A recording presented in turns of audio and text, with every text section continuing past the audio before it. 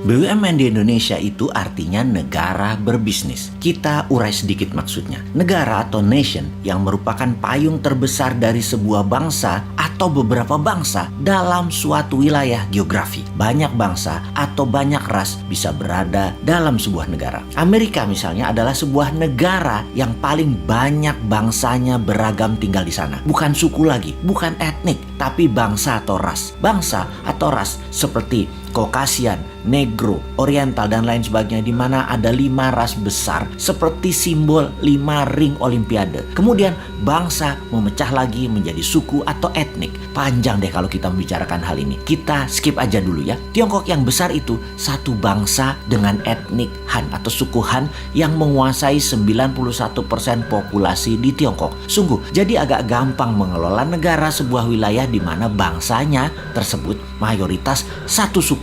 Sebagai catatan, suku Han merupakan suku terbesar di dunia. 19% dari penduduk dunia adalah suku Han dan 91% penduduk Tiongkok berasal dari suku ini. Setiap bangsa walaupun berbeda warna kulitnya, semua kita satu spesies humankind, yaitu Homo sapiens. Ada yang good, ada yang bad, ada yang baik, ada yang buruk. Jadi tidak bisa kita katakan ras tertentu baik, ras yang lainnya jelek. Kembali ke negara. Ketika sebuah penduduk di suatu wilayah membuat kesepakatan, membuat undang-undang dasar, membuat ADART deh kalau itu koperasi, memilih sistem bernegara, bisa presidensial, bisa parlementer, bisa monarki, lalu sistem pemerintahnya mengambil misalnya otoritarian, demokrasi, komunisme, sosialisme, apapun. Silakan. Selama isi satu negara tersebut setuju, maka negara itu berdiri dan menjalankan kehidupan bernegaranya. Di dalam bernegara ada Ipolek Sosbud Hankam, ideologi, politik, ekonomi, sosial, budaya, pertahanan, dan keamanan. Itu pun dipecah lagi di setiap bagian, punya sistem berbeda lagi di setiap negara satu dengan negara lainnya.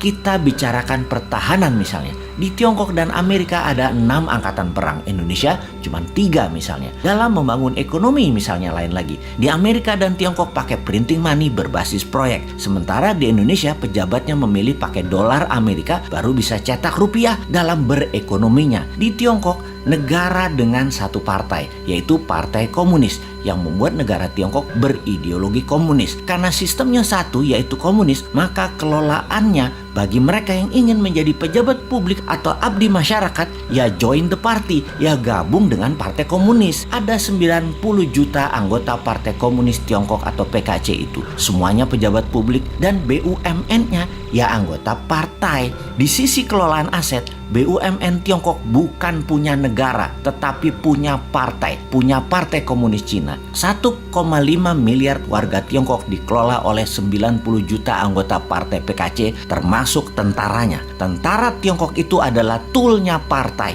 Di Amerika di sisi lain memiliki banyak partai politik, namun dalam 100 tahun belakangan hanya 2 partai besar, yaitu Partai Demokrat dan Partai Republik. Partai Demokrat berciri heavy on government atau semua sektor pemerintahan yang atur. Di Partai Republik heavy on private, apa-apa swasta kalau Partai Republik berkuasa. Jadi di Amerika tidak ada BUMN. Negara tidak berbisnis di Amerika. Amerika tuh negara swasta. Demokrat menang, banyak proyek pemerintah yang digarap tetap swasta. Di zaman Republik berkuasa, program pemerintah kecil namun swasta yang garap semua proyeknya. Kalau Tiongkok, negara Partai Komunis. Kalau Amerika, negara swasta. Kita ke Indonesia sekarang, negara yang sejak reformasi masih mencari bentuk. Dulu sangat presidensial. Parlemen terkenal dengan perkataan setuju, manut pemerintah. Sekarang dalam 15 tahunan terakhir, Parlemen DPR balas dendam, mengendalikan pemerintahan kebanyakan. Jadi bentuknya sekarang lebih ke arah parlementer. Partai politik dan politik menjadi di segala lini, membuat Indonesia menjadi negara politik. Mau kaya di Tiongkok, join Partai Komunis. Mau kaya di Amerika, di swasta plus berbisnis dengan politikus. Mau kaya di Indonesia, berpolitik bersama partai politik, mainkan anggaran pemerintah dan kebijakan pemerintah. Gitu doang. Jadi mulai lihat bedanya. Mengingat sejarah sebentar, di pertengahan tahun 50-an, sekitar tahun 57, tahun 58, Partai Komunis Indonesia mengusulkan ke Pak Karno, presiden sewaktu itu, untuk menasionalisasi aset-aset milik Belanda, di mana aset tadi menjadi milik negara. Dan tidak heran ketika hal itu dijalankan, pejabatnya perusahaan Belanda yang dinasionalisasikan tersebut adalah orang-orang komunis Indonesia. Inilah yang membuat Partai Komunis Indonesia PKI memiliki pendanaan sehingga di tahun 60-an awal kekuatan mereka meningkat. Satu hal yang mereka minta kemudian yaitu petani dipersenjatai sebagai angkatan kelima, di mana kalau hal itu disetujui maka PKI punya semua, punya dana, punya BUMN, dan petani dipersenjatai. Mirip Partai Komunis Cina. Sehingga satu hal yang belum PKI dapat, mengambil pemerintahan negara Indonesia dan mengubahnya menjadi negara komunis. Singkat cerita, CIA Operation. PKI dikejar sampai ke dalam hutan, terjadi genosida besar-besaran. Itu luka sejarah panjang demi NKRI, demokrasi berdiri, membuat korban saudara sebangsa yang berideologi komunis musnah. Sekarang semua sudah tertutup peluang bagi PKI. PKI sudah selesai. Zaman bergeser. Dunia tanpa batas lagi. Dunia menjadi global, digital, dan internet membuka semuanya. Perang berubah. Bukan lagi military war, tetapi economic warfare. Untuk itu, kita sebagai negara ke depannya harus mulai menata apa yang terjadi ke depan untuk anak cucu kita.